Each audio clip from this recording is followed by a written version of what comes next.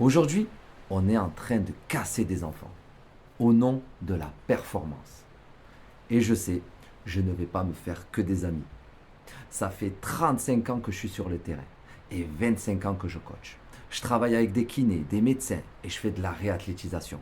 Et aujourd'hui, il y a une réalité. Les stats parlent d'elles-mêmes. Les blessures chez les jeunes explosent. Genoux, chevilles, inflammation, on parle d'une augmentation massive. Pourquoi? Parce qu'on intensifie les entraînements trop tôt. Des enfants de 8, 9, 10 ans, 3, parfois 4 entraînements par semaine.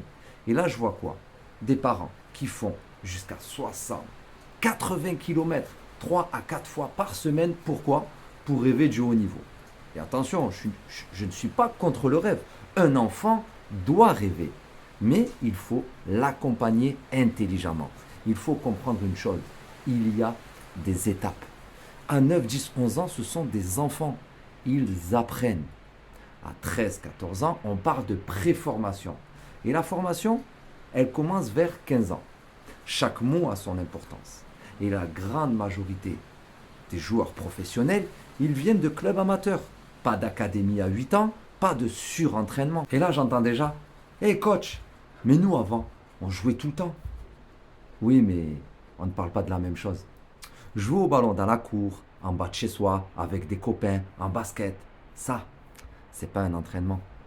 À l'entraînement, l'enfant est concentré.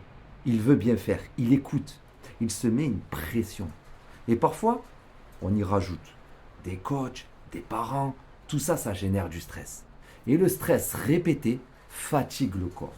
Alors imagine un enfant en pleine croissance avec un cerveau en plein développement. Regardez les meilleurs modèles, le FC Barcelone, la Real Sociedad. Ils ne surchargent pas les enfants. La Real Sociedad, c'est 2 entraînements par semaine à 12-13 ans.